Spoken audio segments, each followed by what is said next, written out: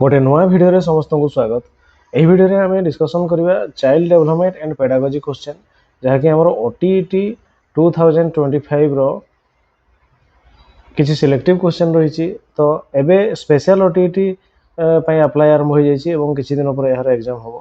तो जो टीचर मैंने आशायी अच्छा ओटीईटी क्वालिफाई करने से भिडियो हेल्पफुल हम।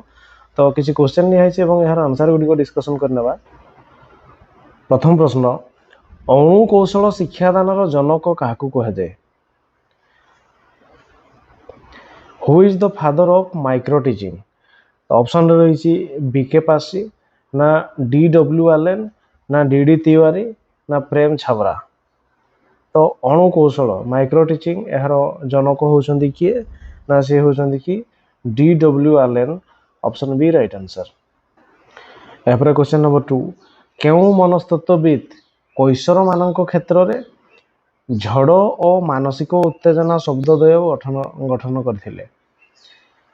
कार्ल हॉल, ना कोलबर्ग, ना स्टालिन हॉल, ना Bruner? Which psychologist coined the term storms and stress in adolescence? तो झड़ एवं मानसिक उत्तेजना यह शब्दोदय को गठन करथिबा मनस्तत्वविद होचंदी किए? सी होचंदी स्टालिन हॉल। ऑप्शन सी है राइट आंसर। यहाँ 3 नंबर, निम्नस्थ केउ कारक एक परीक्षण विश्वस्तता को प्रभावित करिथाए? प्रश्नपत्र शब्द विन्यास, ना भौतिक पृष्ठभूमि गठन, ना उत्तरदाता मानसिक अवस्था, ना उपरोक्त समस्त? तेरे प्रश्न कही कौन ना निम्नस्थ केउ कारक एक परीक्षण विश्वस्तता को प्रभावित करिथाए? परीक्षण प्रश्नपत्र शब्द विन्यास जदि भूलभाल हो तेरे परीक्षण अड़ुआ हो। भौतिक पृष्ठभूमि बा गठन जदि परीक्षा केन्द्र ठीक ठाक नथिबो, उत्तरदाता मानसिक अवस्था ठीक नथिले भी परीक्षा आम परीक्षा करुचे कौन तार जानापी से केते कौन अचीव करिछि। तो यदि तार मानसिक स्थिति ठीक नहीं तेरे से परीक्षण आम भूल हो। तेणु उपरोक्त समस्त ऑप्शन डी हो राइट आंसर। यहाँ 4 नंबर, कौन सी तथ्यावली विस्तृति बा परिवर्तनशील लब्धांकर परिमाप को कौन कहुए? मान, ना विश्वस्तता, ना मानक विच्युति, ना वैधता? तेरे कौन सी तथ्यावली विस्तृति बा परिवर्तनशील लब्धांकर परिमाप को कौन कहुए ना ताहा कौन ना मानक विच्युति। ताकू कह कौन ना मानक विच्युति। ऑप्शन सी हो राइट आंसर। यहाँ 5 नंबर, सुल्तान नामक सिंपांजी उपरे शिक्षण संबंधी परीक्षण करथिबा जर्मान मनस्तत्वविद नाम कौन थिला? जे कि सिंपांजी सुल्तान नामक सिंपांजी उपरे से परीक्षा करथिले। ऑप्शन अच्छी गेस्टाल्ट, ना थॉर्नडाइक, ना वाटसन, ना कॉलहर? तबे यही 4 जन भितर किए सुल्तान नामक सिंपांजी उपरे परीक्षण करथिले? से कहलर। ऑप्शन डी हो राइट आंसर। यहाँ 6 नंबर, निम्नस्थ मध्यरु केउटी शिक्षादान शिक्षण प्रक्रिया रे शिक्षार्थी केन्द्रिक पंथार एक वैशिष्ट्य नुहे? तेरे केउटी शिक्षादान शिक्षण प्रक्रिया रे शिक्षार्थी केन्द्रिक पंथा नुहे बोली कहिछि?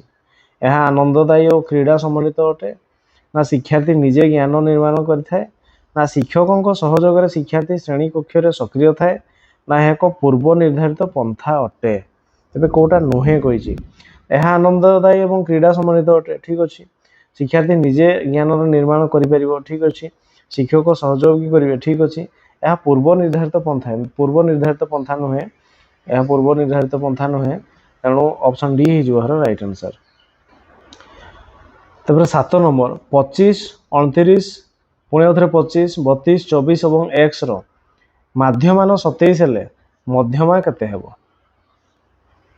32, ना 27, ना 26, ना 25? तेबे कौन कही ना ये अच्छी 1, 2, 3, 4, 5, 6टी। तेबे 6टी संख्या अच्छी तार मध्यमान हूँ 27। मध्यमान हूँ हाराहारी सहित समान। हाराहारी केमती निर्णय करें ना यही 6टी जाक को मिसेबा केते लिखाई 25, 25, मिश्रण पुणी 29 मिश्रण आउ थे 25 तापर मिसेबा 32 तापर 24 तापर x बाय 6 होची केते सी होची 27 तबे ए 6 ए 27 सहित मल्टीप्लाई हेबो आगो ए दिटा को ए सब मिसे देले केते होची ना ये होची 25 25 50 बा आमे करबा 5 5 10 9 19 19 20 21 21 4 25 25 रु 5 5 रखनेला 2 2 2 4 3 7 2 9 2 11 11 12 13 135 प्लस x केते हेबो ना 135 प्लस x से समान किए ना ये हेबो केते ना एपटे अछि 27 27 रे केते गुणन करबा 6 27 गुणन 6 जाय गुणन 6 जदी करबा तबे 6 7 42 रे 2 रखनेला 4 6 3 12 4 केते 16 162 162 तबे x हिजिबो केते ना 162 माइनस केते 135 162 माइनस 35 ताले x केते हला x हिजिबो ये होची केते 12 रु 5 गले 7 एठी होची 5 5 रु 3 गले 2 x जगह हम केते लिख परिबा 27 x जगह लिख परिबा 27 जदि 27 लिखिबा ताले मध्यमा केते कहिछि मध्यमा केमति करिबा मध्यमा पई हम कोन सानो रु बड़ क्रम रे सजेबा सबुडु सानो होची किया सबुडु सानो होची 24 तापर केते लिखिबा 25 दुई थरो तापर अछि किए तापर अछि तापर 25 रो परवर्ती संख्या किए हेबो 25 रो परवर्ती x जगह लिख दिले केते 27 तापर अछि किए 29 तापर जेकी अछि किए 32 तापर 32 केतरी संख्या 1 2 3 4 5 6 संख्या 6 संख्या जदि नबा तबे कोन ना तीनोटी संख्या ऊपर रहइबो एई तीनोटी संख्या तळे रहइबो ताले कि मझी संख्या गुडा नबा केते ये होची के ना ये होची 25 ये होची के 27 25 एवं 27 ए दिटा को मिसेबा बाय 2 करबा ताले कि 25 प्लस 27 बाय 2 जदि हेबो केते ना 7 5 12 2 रखनाला 1 2 2 4 के 5 52 बाय 2 जदि करबा केते हिजिबो ना 2 2 4 12 212 26 तबे मध्यमा हेबो केते ना 26 26 होची किए ना option C A option C होची राइट आंसर यापर 8 नंबर एक तथ्यावली रो माध्यमान और गरिष्ठक यथाक्रमे 4 और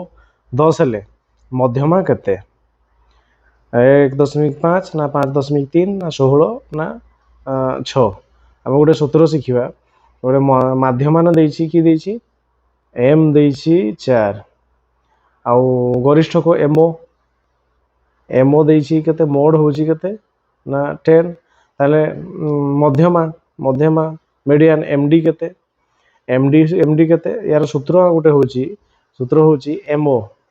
एमओ होछि 3md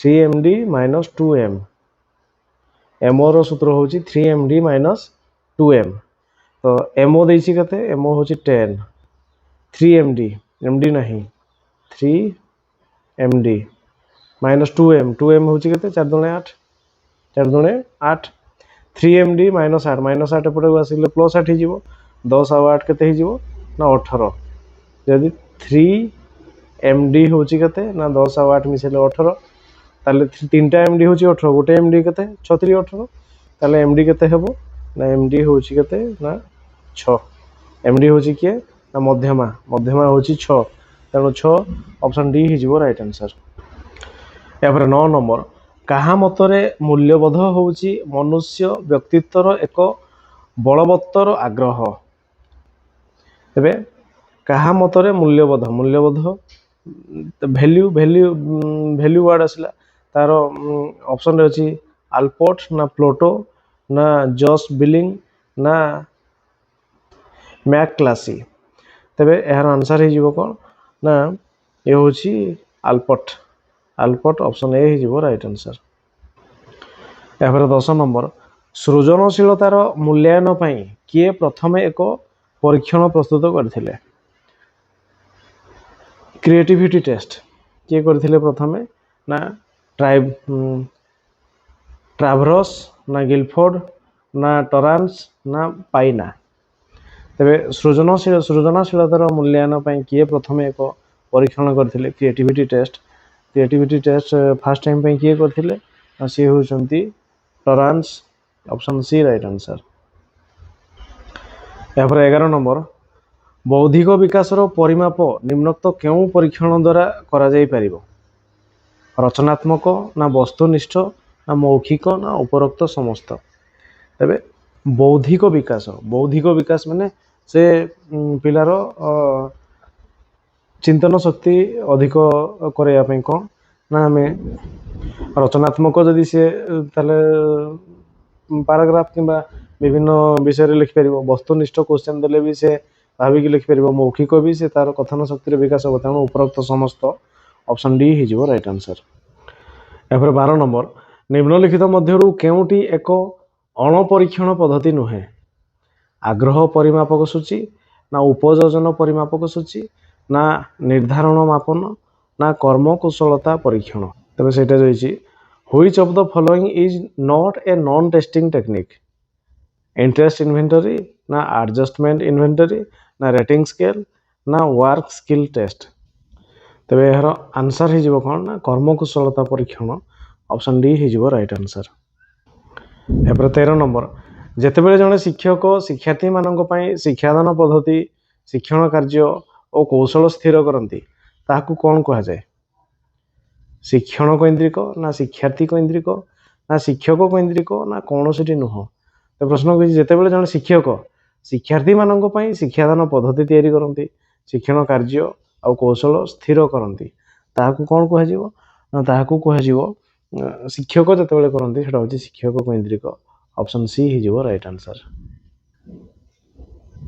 या 14 नंबर निम्नस्थ केउं उक्तिटी शिक्षार्थी केन्द्रिक पंथा पाई ठीक अटे? यह शिक्षार्थी मानकू सेमानकर दल मध्य आलोचना और शिक्षण कार्य पाई अनुमति दे थाए, शिक्षक निर्देश पाई अपेक्षा करि न थाए, सहयोगिता को निरुत्साहित करि थाए, शिक्षार्थीर स्वर को गुरुत्व दे न थाए। तेबे केउंटी शिक्षार्थी केन्द्रिक पंथा पाई पूरा ठीक अछि? कोटा ठीक अछि ना आमे जदि देखिबा तेबे शिक्षकों निर्देश अपेक्षा कर न थाए एगुड़ा हमने सहयोगिता को निरुत्साहित करता भी हम नहीं, शिक्षार्थीर स्वर को गुरुत्व दे न था भी हम नहीं, से शिक्षार्थी मानक से दल मध्य आलोचना और शिक्षण कार्य अनुमति दे थाए। ए ऑप्शन ए हो ठीक आंसर। या 15 नंबर निम्नस्थ मध्यरु केउटी विकास प्रक्रियार एक नियम नुहे? समानता धारावाहिकता व्यक्तिगत प्रभेद प्रत्याशितता। Which of the following is not a principle of development? Uniformity continuity individual difference ना प्रेडिक्टेबिलिटी। तबे केउटी विकास प्रक्रियार गोटे नियम नुहे बोली कहिछि तो से हिजिबो कोन ना विकास प्रक्रियार गोटे नियम नुहे, से धारावाहिकता प्रत्याशितता व्यक्तिगत प्रभेद एटा ठीक अछि, समानता एटा विकास प्रक्रियार गोटे नियम नुह। यूनिफॉर्मिटी माने सबु क्षेत्र में से समान ढंगरे बा समान लेवल से पाठटी ग्रहण करि परिबो नाही, कम बेसी ही पारे तने कंटिन्यू से शिखि परिबो, इंडिविजुअल डिफरेंस आसीबो आ प्रेडिक्टेबिलिटी भी मध्य ही परिबो, किंतु यूनिफॉर्मिटी माने समतान देकी समताल देकी से शिखिबार ताकू प्रॉब्लम हे पारे, केतेबेले से अधिक शिखिबो केतेबेले कम शिखिबो, तो तेणु ऑप्शन ए ही जो राइट आंसर। एबार 16 नंबर निम्नोक्त केउं कारकटी शिक्षण को खूब कम प्रभावित करिथाए? अवसन्नता ना बयस ना असुस्थता ना लिंगगत प्रभेद। तेबे केउं कारकटी शिक्षण को कम प्रभावित करे?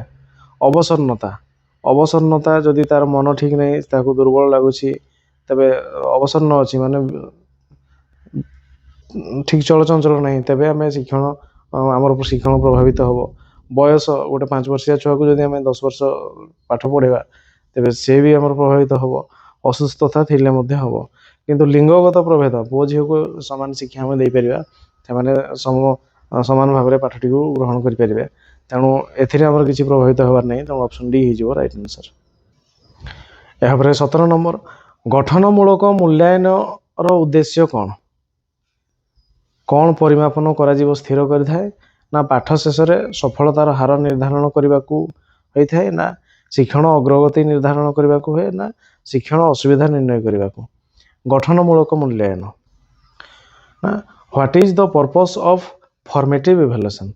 फॉर्मेटिव इवैल्यूएशन जितेबाला आम गठनमूलक मूल्यांकन सब क्लासरूम रे करिथाउ सेटा तो यहाँ कौन हम ना to access the progress of learning. गठनमूलक मूल्यांकन केतबेले होता है जितेबाला क्लासरूम रे पाठ पढ़ाऊ पाठ पढ़ाइला समय सब गठनमूलक फॉर्मेटिव असेसमेंट होता है।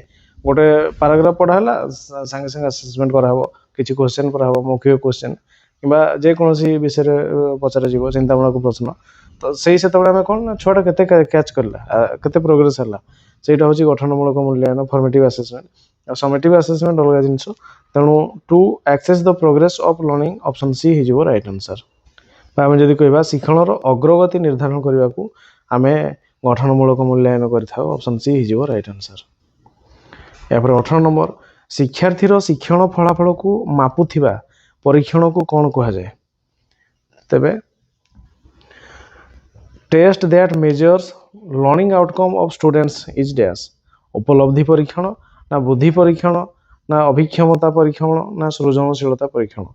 शिक्षार्थीर शिक्षण फलाफल को मापुथिबा परीक्षण देइछि अचीवमेंट टेस्ट कह ना इंटेलिजेंस टेस्ट कह ना एप्टीट्यूड टेस्ट कह ना क्रिएटिविटी टेस्ट। तो सेटा को आम कहवा कौन ना लर्निंग आउटकम को आम मापुछंती सेटा होछि अचीवमेंट टेस्ट। ऑप्शन ए हो राइट आंसर। उपलब्धि परीक्षण ऑप्शन ए राइट आंसर। एपर 19 नंबर मॉडल क्यों प्रकार शिक्षण सामग्री अटे? मात्रा सूचक ना प्रदर्शन ना प्रक्षेपित ना कौन सी नुहे। Which type of teaching add is a model? Dimensional ना डिस्प्ले ना प्रोजेक्टेड ना नॉन ऑफ दिस। तो मॉडल मॉडल आम धर जो ताजमहल विषय पढ़ा ताजमहल रो मॉडल गोटे आनिकी आम क्लासरूम रे शिक्षादान देवा। मॉडल मॉडल आम ग्लोब को मध्य पृथ्वीर मॉडल रूपे नहीं कि आम पढ़े पारिबा तो सेटा कौन हम ना से हूँ डायमेंशनल। डायमेंशनल माने तार जो टाइप जमी दैर्घ्य प्रस्थ उच्चता से टाइप तार क्षुद्र रूप से हूँ मात्रा सूचक डायमेंशनल। ऑप्शन ए हो राइट आंसर। यहाँ 20 नंबर शिक्षादान रे सामाजिक संगठनवाद कहा उपरे केंद्रीभूत? परीक्षा अभिमुखी शिक्षण ना सूचना तथ्य अभिमुखी शिक्षण ना अनुभूति उपर आधारित शिक्षण ना निष्क्रिय शिक्षण। तेरे शिक्षादान रे सामाजिक संगठनवाद कहा उपरे केंद्रीभूत? तेरे social constructivism in teaching focus on dash. Examination oriented learning ना इनफॉरमेशन ओरिएंटेड लर्निंग ना एक्सपीरियंशियल लर्निंग ना पैसिव लर्निंग। तो सोशल कंस्ट्रक्टिविज्म जदि आसो तेरे सेटा हो एक्सपीरियंशियल लर्निंग अनुभूति उपर आधारित शिक्षण। ऑप्शन सी हो राइट आंसर। एपर 21 नंबर एक तथ्यवलीर प्रसारण बा वेरिएंस 196 हेले मानक विच्युति केते हेबो? प्लस माइनस 14 ना 14 ना 96 ना 98। तेबे 196 जदि करबा तेबे 196 तार रूट जदि नहीं जावा केते 14 प्लस माइनस 14 नवा तेणु 14 जदि the variance of a set of data is 196 then the standard deviation of the data is standard deviation केते हेबो 14। ऑप्शन बी हिजबो राइट आंसर। यहाँ 22 नंबर भिन्नक्षम शिशुर शिक्षा शिक्षा व्यवस्थार एक अभिन्न अंश विशेष जहाँ पई समन्वित शिक्षार आवश्यकता अछि यह केउ आयोगंकर सुपारिश थिला? पाठ कहूची भिन्नक्षम शिशुर शिक्षा शिक्षा व्यवस्थार एक अभिन्न अंश विशेष जहाँ पई समन्वित शिक्षार आवश्यकता अछि। कहार ना मोदालियर कमिशन ना कोठारी कमिशन ना राधाकृष्ण कमिशन ना सर्जेंट तथ्य थिला। The education of the disable children should be an inseparable part of the education system for which integrated programme is necessary. This was the recommendation of which commission? तबे यह Kothari commission recommendation थिला तेणु option B हिजबो right answer. यहाँ 23 number निम्नस्थ मध्यरु केउटी शिक्षण को प्रभावित करुथिबा शिक्षार्थी संबंधित एक कारक नुहे? मनोयोजन ନା ପ୍ରେରଣାଦାନ ନା ଲକ୍ଷ୍ୟ ନା ସମ୍पर्क। Which of the following is not a learning related factors affecting learning? Attention ନା motivation ନା goals ନା communication। ତେବେ କେଉଁଟି ଶିକ୍ଷଣକୁ ପ୍ରଭାବିତ କରୁଥିବା ଶିକ୍ଷାର୍ଥୀ ସମ୍ବନ୍ଧିତ ଏକ କାରକ ନୁହଁ। ଶିକ୍ଷାର୍ଥୀ କୈନ୍ଦ୍ରିକ ଏକ କାରକ ନୁହଁ ବୋଲି କହିଛି। ଯଦି ମନୋଯୋଗ ପ୍ରେରଣାଦାନ ଲକ୍ଷ୍ୟ ଏଗୁଡ଼ା ସବୁ ହେବ, କିନ୍ତୁ ସମ୍ପର୍କ ସେଥିରେ କିଛି କାମ ନାହିଁ। ଅପସନ୍ ଡି ହେଇଯିବ ରାଇଟ୍ ଆନ୍ସର୍। ଏହାପରେ 24 ତଳ ଶ୍ରେଣୀରେ କ୍ରୀଡ଼ା ପଦ୍ଧତିରେ ଶିକ୍ଷାଦାନ କାହା ଉପରେ ପର୍ଯ୍ୟବେସିତ ଅଟେ? ଶାରୀରିକ ଶିକ୍ଷା କାର୍ଯ୍ୟକ୍ରମ ନା ଶିକ୍ଷାଦାନ ପଦ୍ଧତି ସିଦ୍ଧାନ୍ତ ନା ବୃଦ୍ଧି ଓ ବିକାଶ ମନସ୍ତାତ୍ତ୍ୱିକ ତତ୍ତ୍ୱ ନା ଶିକ୍ଷାଦାନର ସାମାଜିକ ତତ୍ତ୍ୱ। ତେବେ ତଳ ଶ୍ରେଣୀରେ ଆମେ ପଢ଼ିବା ବେଳେ କ'ଣ ନା ବୃଦ୍ଧି ଓ ବିକାଶର ମନସ୍ତାତ୍ତ୍ୱିକ ତତ୍ତ୍ୱ ଉପରେ ପର୍ଯ୍ୟବେସିତ। ଅପସନ୍ ସି ହେଇଯିବ ରାଇଟ୍ ଆନ୍ସର୍। ଏହାପରେ 25 ନମ୍ବର ଶିକ୍ଷଣ ନିମନ୍ତେ ଦାୟିତ୍ୱ ଗ୍ରହଣ ପାଇଁ ଜଣେ ଶିକ୍ଷାର୍ଥୀ ଯେତେବେଳେ ଉତ୍ସାହିତ ହୋଇଥାଏ ତାହାକୁ କ'ଣ କୁହାଯାଏ? ଶିକ୍ଷାର୍ଥୀ କୈନ୍ଦ୍ରିକ ନା ଶିକ୍ଷକ କୈନ୍ଦ୍ରିକ ନା ଶିକ୍ଷଣ କୈନ୍ଦ୍ରିକ ନା ପୁସ୍ତକ କୈନ୍ଦ୍ରିକ। ତାହାକୁ କହିବା ଆମେ ଶିକ୍ଷଣ କୈନ୍ଦ୍ରିକ। ଅପସନ୍ ସି ହେଇଯିବ ରାଇଟ୍ ଆନ୍ସର୍। ଏହାପରେ 26 ଗ୍ରାଫ୍ କେଉଁ ପ୍ରକାରର ଶିକ୍ଷଣ ଉପରେ ଉପକରଣ ଅଟେ? ଦୃଶ୍ୟ ନା ଶ୍ରାବ୍ୟ ନା ଦୃଶ୍ୟ ଶ୍ରାବ୍ୟ ନା ସଂଗୃହୀତ। ତେବେ ଗ୍ରାଫଟା କେଉଁ ପ୍ରକାର ଶିକ୍ଷଣ ଉପକରଣ ନା ତାହା ହେଇଯିବ କ'ଣ ନା ଦୃଶ୍ୟ ଉପକରଣ। ଦେଖାଯିବ ଗ୍ରାଫଟା, ଶ୍ରାବ୍ୟ ନୁହଁ, ଦୃଶ୍ୟ ଉପକରଣ। ଗ୍ରାଫ ମ୍ୟାପ୍ ଏଗୁଡ଼ା ଦୃଶ୍ୟ ଉପକରଣ। Option A right answer. ଏହାପରେ 27 ଉତ୍ତମ ପ୍ରଶ୍ନ ଗଠନ କରିବା ନିମନ୍ତେ କେଉଁ ବୈଶିଷ୍ଟ୍ୟ ପ୍ରତି ଦୃଷ୍ଟି ଦେବାକୁ ହୋଇଥାଏ? ସ୍ପଷ୍ଟତା ନା ନିର୍ଦ୍ଦିଷ୍ଟତା ନା ପ୍ରାସଙ୍ଗିକତା ନା ଉପରୋକ୍ତ ସମସ୍ତ। ଉତ୍ତମ ପ୍ରଶ୍ନ ଗଠନ କରିବା ପାଇଁ କ'ଣ ନା ସ୍ପଷ୍ଟତା ଦରକାର, ନିର୍ଦ୍ଦିଷ୍ଟତା ଦରକାର, ପ୍ରାସଙ୍ଗିକ ଦରକାର, ଉପରୋକ୍ତ ସମସ୍ତ। ଅପସନ୍ ଡି ହେଇଯିବ ରାଇଟ୍ ଆନ୍ସର୍। ଏହାପରେ 28 ନମ୍ବର ଶୂନ୍ୟସ୍ଥାନ ପୂରଣ କର। ଜ୍ଞାନର ପ୍ରତିଷ୍ଠା ବିକାଶ ଓ ସମ୍ପ୍ରସାରଣ ନିମନ୍ତେ ଡ୍ୟାସ୍ ପ୍ରବେଶ ଦ୍ୱାର ସଦୃଶ ଅଟେ। ପ୍ରବେଶ ଦ୍ୱାର ସଦୃଶ ଅଟେ। ବିଦ୍ୟାଳୟ ନା ପରିବେଶ ନା ପରିବାର ନା ଇନ୍ଦ୍ରିୟାନୁଭୂତି। ଜ୍ଞାନର ପ୍ରତିଷ୍ଠା ବିକାଶ ଓ ସମ୍ପ୍ରସାରଣ ନିମନ୍ତେ ଡ୍ୟାସ୍ ପ୍ରବେଶ ଦ୍ୱାର ସଦୃଶ ଅଟେ। ତେବେ କିଏ ପ୍ରବେଶ ଦ୍ୱାର ଭଳିଆ କାମ କରିଥାଏ ନା ଇନ୍ଦ୍ରିୟାନୁଭୂତି। ଅପସନ୍ ଡି ହେଇଯିବ ରାଇଟ୍ ଆନ୍ସର୍। 29 ନମ୍ବର କେଉଁ ଉକ୍ତିଟି ଏକ ପରୀକ୍ଷଣର ବିଶ୍ୱସ୍ତତା ସମ୍ବନ୍ଧରେ ସତ୍ୟ ଅଟେ? ଏକ ଦତ୍ତ ପରୀକ୍ଷଣର ବିଶ୍ୱସ୍ତତା ନିର୍ଦ୍ଦିଷ୍ଟ ଅଟେ। ଏହା ନମୁନାକୁ ବଦଳିଥାଏ ନା ଏହା ନମୁନାର ଆକାର ଉପରେ ପ୍ରଭାବ ପକାଇ ନଥାଏ ନା ବିଶ୍ୱସ୍ତତା ଅଧିକ ହେଲେ ବୈଧତା ଅଧିକ ହେବ। ତେବେ କ'ଣ ଏକ ପରୀକ୍ଷଣର ବିଶ୍ୱସ୍ତତା ସମ୍ବନ୍ଧରେ ସତ୍ୟ ଅଟେ କୋଉଟା ନା ଏ ହେଇଯିବ କ'ଣ ଏହା ନମୁନାରୁ ନମୁନାକୁ ବଦଳିଥାଏ। ଅପସନ୍ ବି ହେଇଯିବ ରାଇଟ୍ ଆନ୍ସର୍।